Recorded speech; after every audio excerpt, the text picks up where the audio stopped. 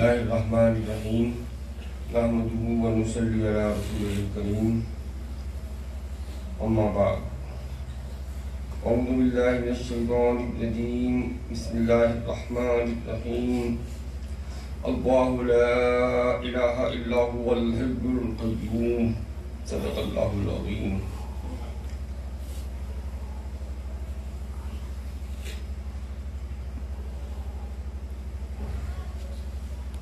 آپ کے مرشد زادے اور بیشتر کے مرشد گرامی اور میرے برادر محترم آبرو خانوادہ برکات حضرت امین میاں صاحب قبلہ مسجد العالی،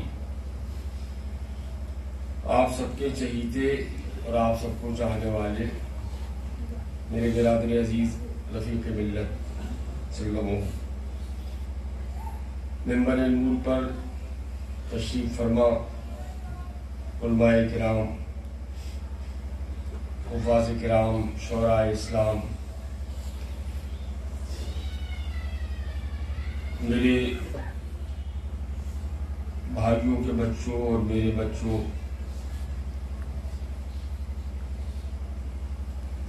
اور میرے والد گرامی کے سب بچوں، السلام علیکم ورحمۃ اللہ وبرکاتہ۔ سنتے ہیں کہ محشر میں صرف ان کی رسائی ہے۔ ایک دفعہ درود شریف پڑھ لیے تو سیدنا و مولانا محمد المہدی والکرم علیہ وبارک وسلم کہ سنتے ہیں کہ محشر میں صرف ان کی رسائی ہے، گر ان کی رسائی ہے لو اپنی بنائی ہے، گر ان کی رسائی ہے لو اپنی بنائی ہے۔ طیبہ نہ صحیح افضل مکہ ہی بڑا زاہد، طیبہ نہ صحیح افضل مکہ ہی بڑا زاہد، ہم عشق کے بندے ہیں کیوں بات بڑھائی ہے، ہم عشق کے بندے ہیں کیوں بات بڑھائی ہے۔ مطلع میں یہ شک کیا تھا واللہ رضا واللہ، مطلع میں یہ شک کیا تھا واللہ رضا واللہ، صرف ان کی رسائی ہے، صرف ان کی رسائی ہے۔ الحمدللہ حضرات گرامی، میں نے امام عشق و محبت کی نعت کے یہ 3 اشعار اس لیے بھی پڑھے۔ ایک تو وجہ یہ ہے کہ عام طور پہ ہم جب منبر رسول پر حاضر ہوتے ہیں تو دل یہ چاہتا ہے کہ حمد و ثنا کے بعد اور صلاۃ و سلام کے بعد جو ہے ہماری زبان سے اس عاشق مصطفیٰ کے کلام سے اپنی زبانوں کو تر کریں جنہیں ہم اور آپ سب امام احمد رضا کہتے ہیں۔ تو ایک وجہ تو یہ ہے، اور ایک وجہ یہ بھی ہے کہ یہ کلام جو ہے وہ افضل کو بہت پسند تھا۔ اور آج میں آپ کو یہ بتاؤں، کیونکہ دیکھیے میں نہیں بتاؤں گا تو کون بتائے گا، میں یہ بھی عرض کروں کہ افضل کو اعلیٰ حضرت کے جو چند کلام پسند تھے، بہت کلام پسند تھے، لیکن جو مجھے یاد ہے وہ یہ تھے کہ سنتے ہیں کہ محشر میں صرف ان کی رسائی ہے، جو ابھی میں نے پڑھا آپ کے سامنے۔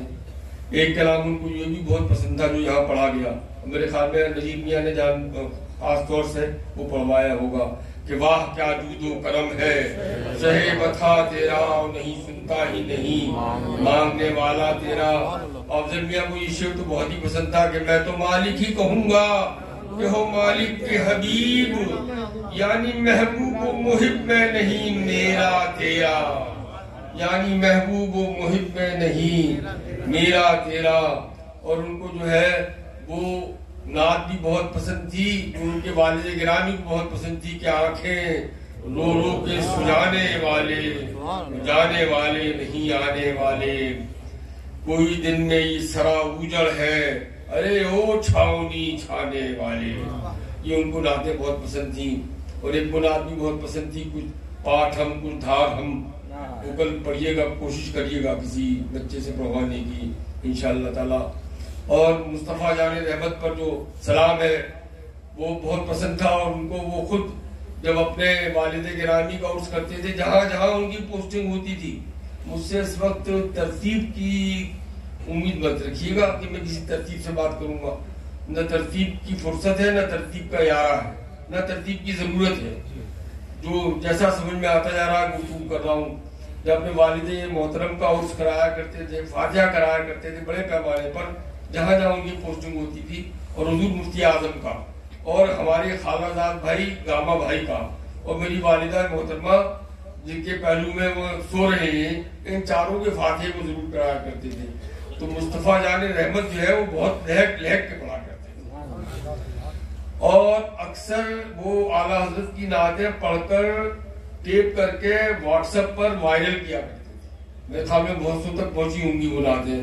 اور ابھی انتقال سے کچھ دن پہلے ایک عجیب سرخوشی کے عالم میں، اور لگتا تھا کہ ان کو احساس ہے، جس کا ذکر وہ نہیں کرتے تھے اس چیز کا ان کو احساس تھا، یعنی اپنے جانے کا، عنقریب جانے کا احساس تھا، وہ اس کا ذکر نہیں کیا کرتے تھے، لیکن اعلیٰ حضرت کے اشعار کے پردے میں وہ ہم لوگوں کو بتا دیا کرتے تھے کہ اب ہمارے جانے کا وقت قریب ہے۔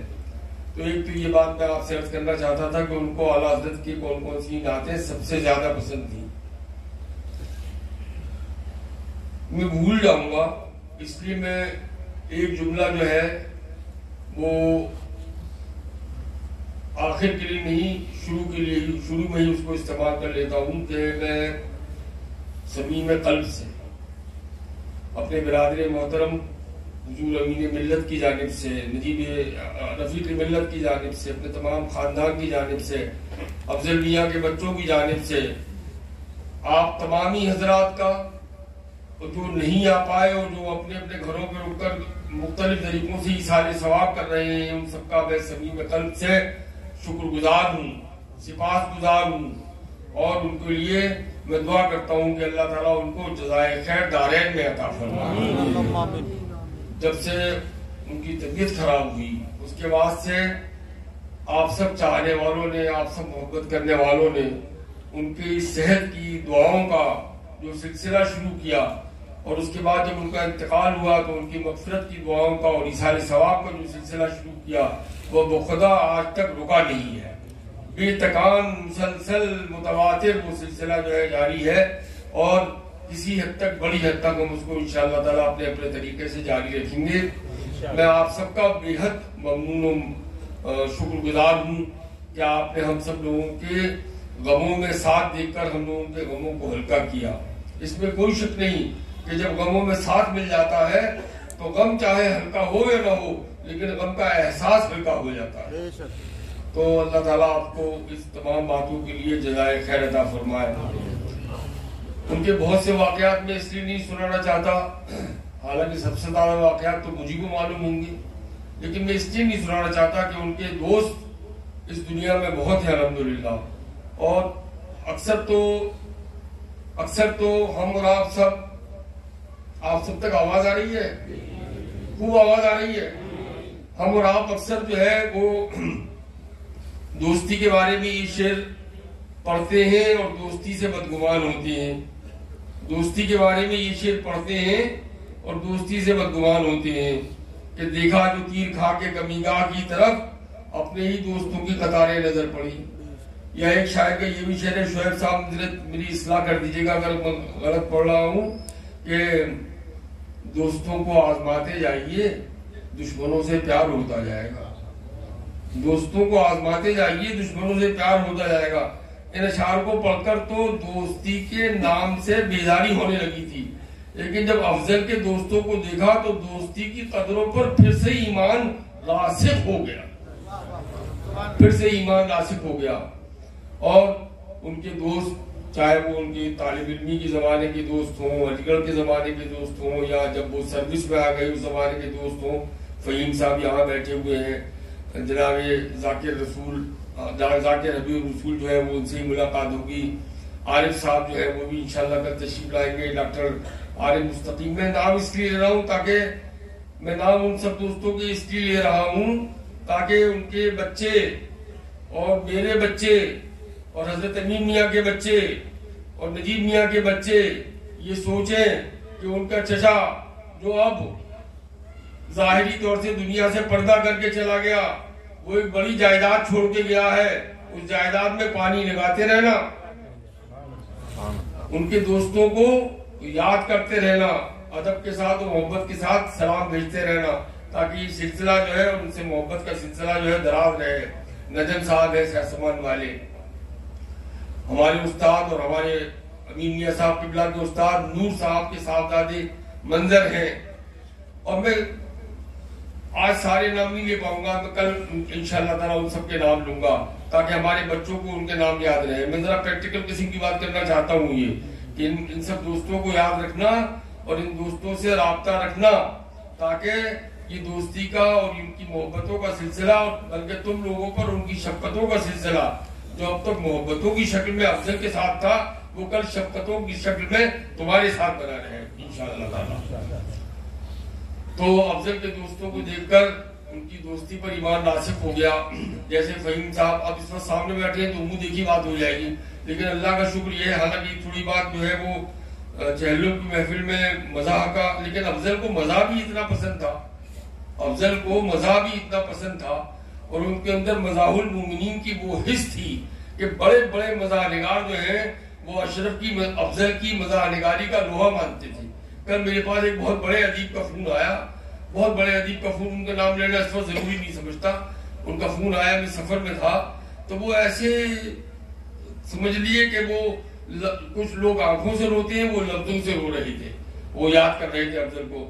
تو میں کہہ یہ رہا تھا کہ میں اس وقت جو ہے فہیم صاحب کی منہ دیکھی بات نہیں کر رہا، کیونکہ منہ پر تو یہ نقاب پہنے ہوئے ہیں تو میں ان کا منہ تو دیکھ ہی نہیں سکتا، تو میں سچ عرض کر رہا ہوں کہ فہیم صاحب نے جس طریقے سے افضل کی تیمارداری کی، جس ذہانت کے ساتھ، جس محنت کے ساتھ اور جس عقل مندی کے ساتھ وہ اس کا، ہم ساتھ ہی ساتھ رہتے تھے افضل کی تیمارداری میں، لیکن دواؤں کا جو حساب کتاب تھا، انجیکشن کب لگیں گے، کب کون سا ٹیسٹ ہوگا، یہ ان کو انگلیوں پہ ازبر رہتا تھا۔ ڈاکٹر لوگ ان سے الٹا پوچھا کرتے تھے کہ آپ نے فلاں دوا جو ہے وہ دیا، میں وہ دوا دے چکا ہوں، اب یہ دوسری دوا کی تیاری ہے۔ اتنی تندہی کے ساتھ جو ہے انہوں نے ان کی خدمت کی، اللہ تعالیٰ ان کو دارین میں اس کا اجر عطا فرمائے، اور ان کے بچوں کے سامنے ان کی نیکیاں ہیں اللہ کرے۔ تو حضرات گرامی، نجیب میاں نے وقت کی پابندی پورے جلسے کے لیے ایک متعین کر دی ہے، میں ان حدوں تک نہیں جانا چاہتا، کل تھوڑی سی گفتگو ضرور انشاءاللہ تعالیٰ کروں گا، کوشش کروں گا۔ افضل ایک بالکل مختلف شخص تھے، ایک بالکل مختلف شخص، سادہ اور مختلف۔ آپ دیکھیے، کبھی آپ ان کو بہت ہی چمکیلے بھڑکیلے کپڑوں میں آپ نے کبھی دیکھا؟ بلکہ اکثر گھر پہ میں مزاحن بے جوڑ کپڑے پہننے کے لیے افضل کی مثال دیا کرتا تھا کہ افضل جو ہے بڑے بے جوڑ کپڑے پہنتے ہیں۔ اس شریف کے مجمع میں دیکھیے تو کبھی 5ویں 6ٹھی 7ویں 8ویں قطار پہ کہیں بیٹھے ہوئے نظر آتے تھے۔ کسی کے گھر جاتے تھے تو اس سے کہتے تھے کہ مجھے موٹی روٹی اور فلاں چیز کی دال اور چٹنی بنا کے کھلاؤ، موٹا چھوٹا کھانے کے شوقین تھے۔ ایک ان کا یہ بھی شوق تھا کہ وہ جس دسترخوان پہ کھانا کھائیں اس پر ایک سے زیادہ ڈش نہیں ہونی چاہیے. اگر آلو گوشت ہے تو آلو گوشت ہو، ملکہ مسور کی دال ہے تو ملکہ مسور کی دال ہو، مٹر قیمہ ہو تو مٹر قیمہ ہو، تورے کی ترکاری ہو تو تورے کی ترکاری. وہ نہیں چاہتے تھے کہ دو دو تین تین ڈشیں جو ہے وہ دسترخوان پہ ہوں. یہ چند ان کی عادتیں تھیں. میں کل ان کی عادتوں کے بارے میں اور خواص کے بارے میں انشاءاللہ تعالیٰ کل آپ سے گفتگو کروں گا. آج تو میں صرف اتنا ہی کہوں گا کہ نجیب نے بہت سچ کہا کہ وہ اپنے بھائیوں میں سب سے زیادہ لحاظ اور ادب جو ہے وہ حضرت امین ملت کا کرتے تھے. سب سے زیادہ جو ہے شفقت و محبت جو ہے وہ نجیب میاں سے کرتے تھے. اور سب سے زیادہ ان کا بے تکلفی کا رشتہ مجھ سے تھا. اور اس کی وجہ تھی، اس کی وجہ یہ تھی کہ ہم لوگ تین چیزوں میں ایک دوسرے کے ساتھی تھے، ایک دوسرے کے دوست تھے. پہلی چیز تو لٹریچر. ہم دونوں کو لٹریچر کا پڑھنے کا اور لکھنے کا اور لٹریچر لکھنے کا شوق تھا. تینوں اس میں، دونوں اس میں ساتھی تھے. سبھی بھائی لٹریچر لکھتے ہیں لیکن وہ خصوصیت کے ساتھ ہم اور وہ. دوسرا جو ان سے ایک رشتہ تھا وہ سول سروس کا رشتہ تھا کہ ہم دونوں جو ہے وہ گورنمنٹ آف انڈیا میں الحمدللہ ممتاز عہدوں پر جو ہے وہ فائز تھے. تو وہ بھی ایک بڑا رشتہ ہوتا ہے. تب وہ سن 1990 سے، میں 1981 سے، تو تقریباً 30 برس جو ہے ہم لوگوں نے ساتھ ساتھ سول سروس میں گزارے. اس کے علاوہ تیسرا میرا ان کا مشترک معاملہ یہ تھا کہ ہم دونوں بھائی جو ہے وہ شکار کے بہت شوقین تھے اور اپنے بچپن اور لڑکپن میں اکثر ساتھ ساتھ جو ہے شکار کو جایا کرتے تھے. تو بے تکلفی مجھ سے بہت زیادہ تھی، اس لیے ان کی بہت سی عادتوں کے بارے میں جانتا ہوں. ادب میں وہ بڑے شاعروں کے بعد میر اور غالب اور اقبال کے بعد وہ سب سے زیادہ پسند کرتے تھے عرفان صدیقی کو، جن کی غزل کا پہلا مصرع میری اس نظم میں تھا جو میں نے ابھی قاری صاحب نے جو پیش فرمائی. عرفان صدیقی کے شعروں کے وہ لگ بھگ حافظ تھے اور اکثر شعیب نظام صاحب سے مذاقاً کہا کرتے تھے کہ شعیب صاحب آئیے کسی ایک رات بیٹھ کے ہم اور آپ مقابلہ کریں کہ ہمیں زیادہ یاد ہے شعر یا آپ کو زیادہ یاد ہے شعر. اور اسی طریقے سے نثر میں وہ مشتاق یوسفی کو بہت پسند کرتے تھے اور مشتاق یوسفی کو اور قاضی عبدالستار کے پیراگراف ان کو یاد تھے. اب ایک دفعہ درود شریف پڑھ لیجئے تو میں ان کی سوانے کے بارے میں چند اللہم صلی علی سیدنا و مولانا محمد جلیل والکرب علی وبارک وسلم. حضرات گرامی، عرصوں میں آنے والے لوگ مختلف ہوتے ہیں اور اس طریقے سے جو ہمارے غم میں شریک ہو کر آنے والے لوگ جو ہیں یہ مختلف ہوتے ہیں. اب وہ کتاب جو ہے وہ کب چھپ کے آئے گی، کتنے دن کے بعد آئے گی، اس لیے میں چاہتا ہوں کہ آج سے لے کے کل تک کی محفل میں آپ ان کی سوانے کے بارے میں بس 4 یا 5 منٹ میں بولوں گا، گفتگو کروں گا، کیونکہ ضروری ہوتا ہے کہ جس شخص کا ہم اثار ثواب کر رہے ہوں ہمیں اس کی زندگی کے مختلف مراحل کے بارے میں معلوم ہو. 1963 کی 11 مارچ کو شعبان کا مہینہ تھا، 15 تاریخ تھی 1382 ہجری. وہ خانقاہ میں محل سرا زنانہ میں ہری کوٹھی نام کا جو گوشہ ہے وہاں پیدا ہوئے. ان کا نام ہمارے بڑے ابا نے، حضور سید العلماء نے سید وقار حیدر محمد افضل رکھا اور اسی نام کے کچھ حصوں کا مجموعہ ان کا اصلی نام جو ہے وہ سرکاری درباری اور اسکول کے کاغذات میں چلا، یعنی سید وقار حیدر کا سید اور محمد افضل. تو سید محمد افضل جو ہے وہ اسکول میں لکھا گیا ان کا نام. اسی جگہ جہاں ان کی مزار ہے یہی ان کا مکتب تھا، یہیں وہ مکتب کی تعلیم حاصل کی انہوں نے. لیکن اس سے پہلے جب وہ 4 سال 4 مہینے 4 دن کے ہوئے تو زیارت شریف کی الماری جو مسجد میں ہے اس کے قریب بیٹھ کر والد گرامی نے حضور غوث پاک کے ہاتھ کی لکھی ہوئی بسم اللہ شریف ان کو پڑھائی، یعنی جسے بسم اللہ پڑھنا کہتے ہیں. اس کے بعد میری پھوپھی، 2 پھوپھیاں، حافظہ عائشہ خاتون، حافظہ زاہدہ خاتون، دونوں حافظ تھیں. ان دونوں نے میرے بھائی کو قرآن عظیم ناظرہ پڑھایا اور کبھی کبھی والد صاحب بھی علیہ رحمت و رضوان آموختہ سن لیا کرتے تھے. اور میری پھوپھی کی بیٹی میری بڑی بہن بجیا افضل کو تختی پر اردو، ہندی، انگریزی تینوں زبانوں کے حروف توجی یعنی الف ب آ ای اے بی سی ڈی اس کی پریکٹس کراتی تھی۔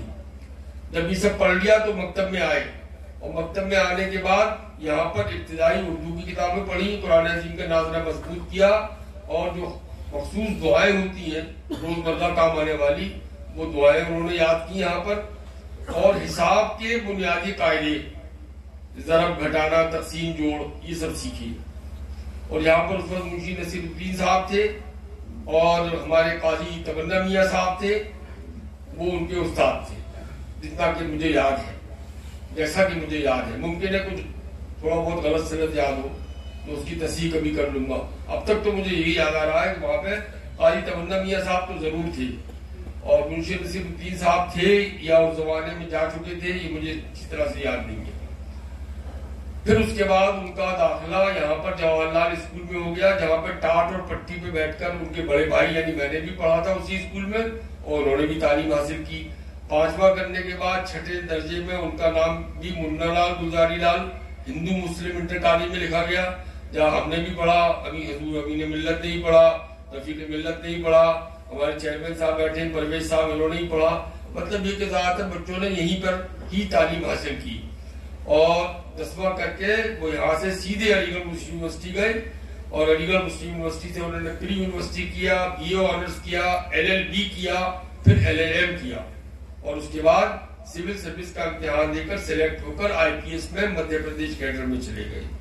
اور یونیورسٹی میں جتنے دن رہے تو یہاں کے لٹریری معاملات میں، ادبی معاملات میں اور تقریری معاملات میں بہت آگے آگے رہے۔ کئی دور کی اسٹیٹ سے جا کر جو ہے وہ تقریری مقابلوں میں ٹرافیاں جیت کے لایا کرتے تھے، اور ان کے وائس چانسلر سید حامد صاحب اس بات کو بہت پسند کیا کرتے تھے۔ میں مختصر بیان کر رہا ہوں سب چیز۔ علی گڑھ میں شروع میں میکڈونلڈ ہاسٹل میں رہے، جہاں پر ان کے بڑے بھائی تھے، حضور امین ملت تو وارڈن تھے، اور میں وہاں کا سینئر ہاؤس تھا۔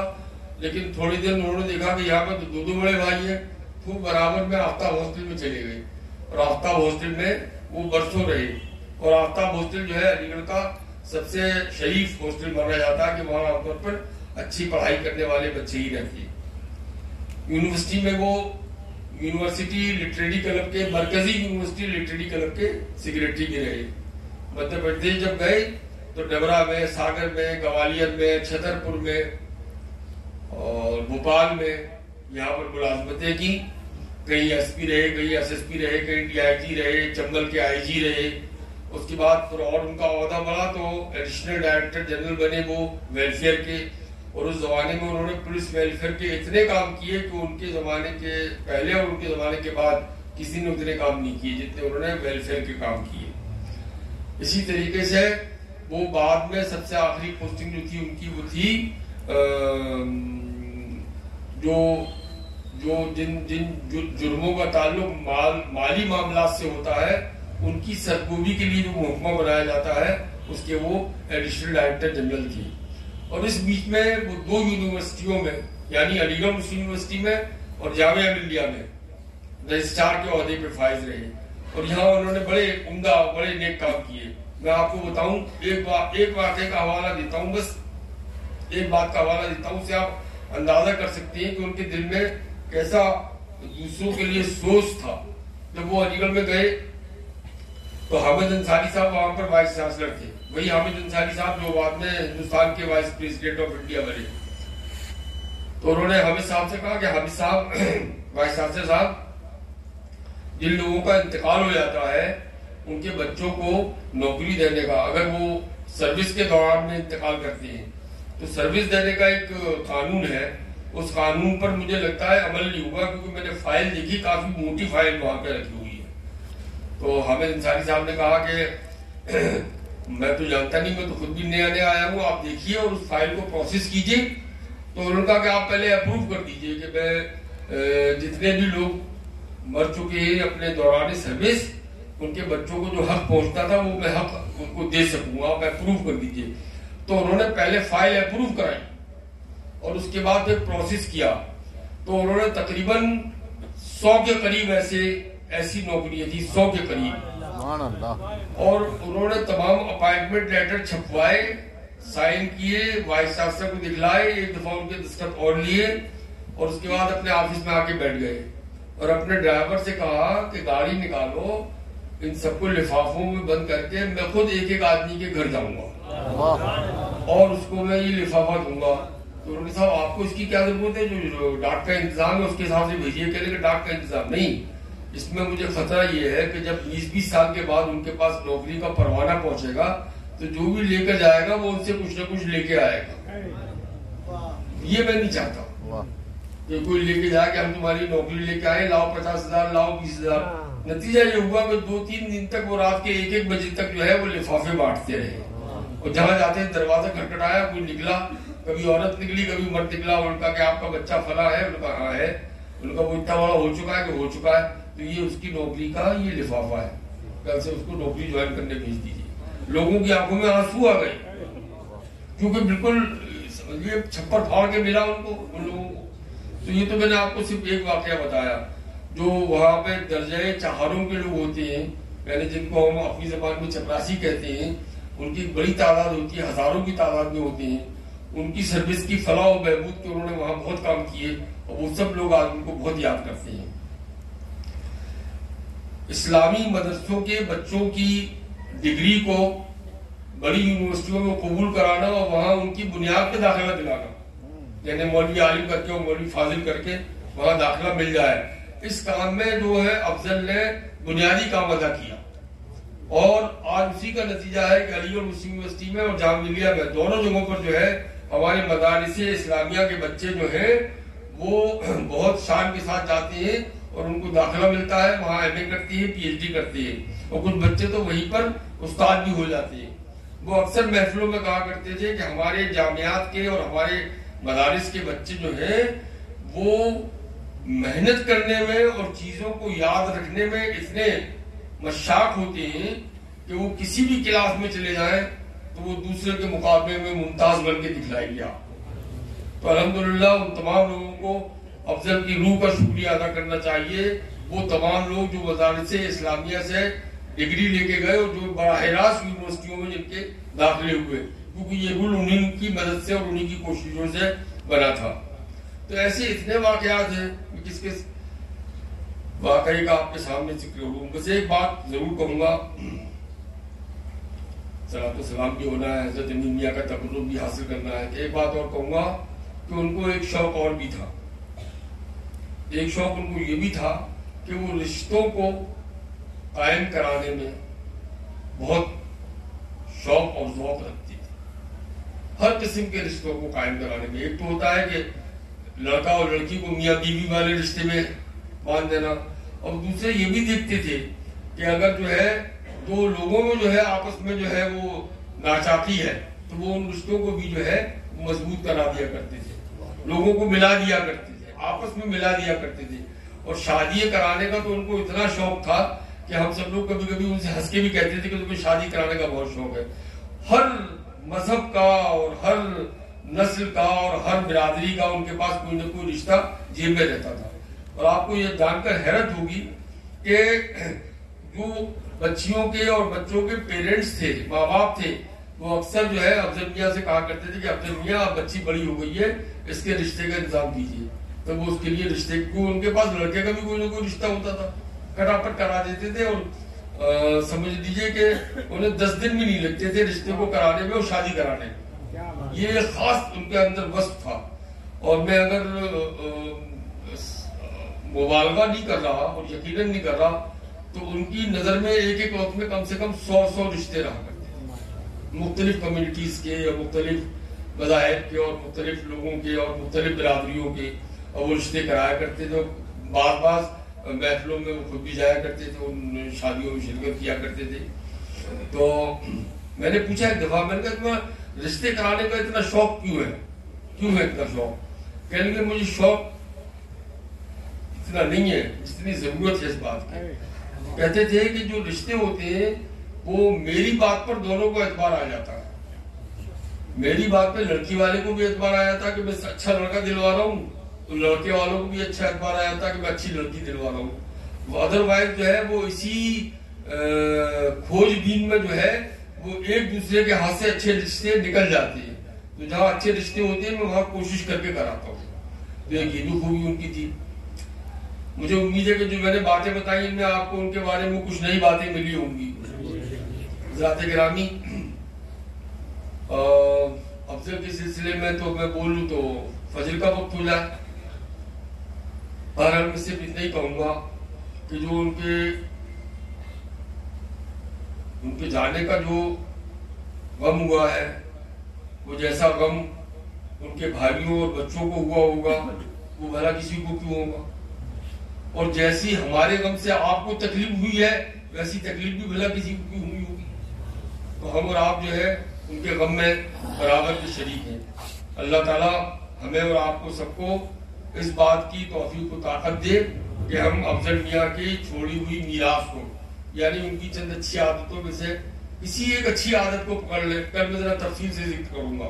کسی ایک اچھی عادت کو لے لیں تو مجھے امید ہے کہ ہمیں اپنی زندگی جو کل تھی اس سے کچھ بہتر کل نظر آئے گی جو آنے والا کل ہے. بس اتنی ہی بات کہہ کے میں آپ سے اس وقت رخصت ہوتا ہوں. وما علینا الا البلاغ. حضرات گرامی آپ تشریف رکھیے گا، کھڑے مت ہوئیے گا. شب البرکات حضرت کے اعلیٰ حضرت برکاتی اولا نشین حسن العلماء. نحمده ونصلي ونسلم على رسوله الكريم. اما بعد اعوذ بالله من الشيطان الرجيم. بسم الله الرحمن الرحيم. واما بنعمة ربك فحدث. صدق الله العظيم. وبلغنا رسوله مولا النبي الكريم.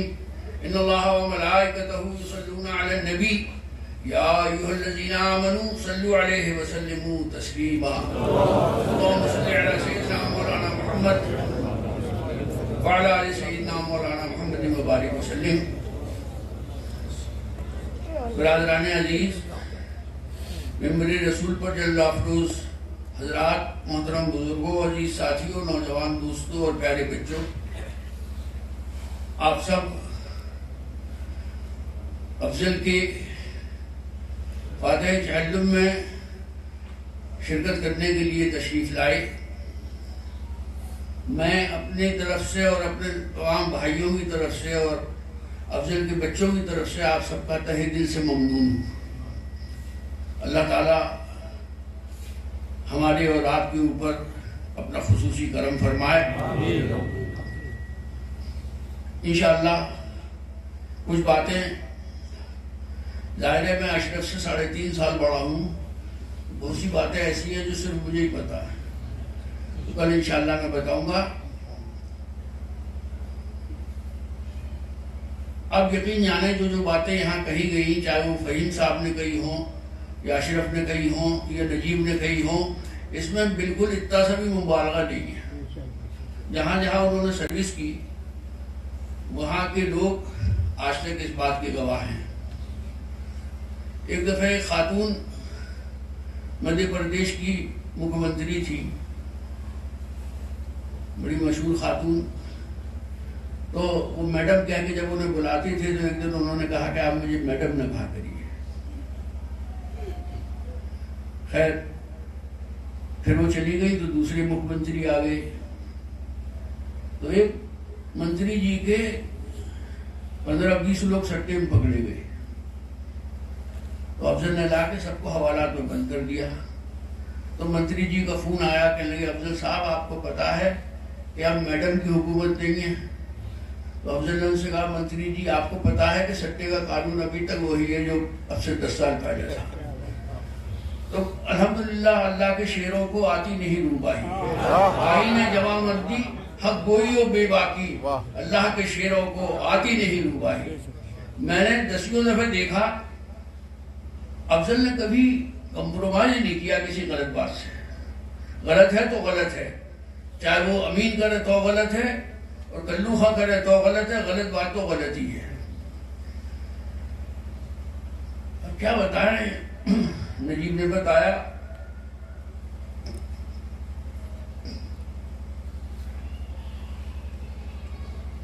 دن تو گزر جاتا ہے، رات بہت بھاری ہوتی ہے.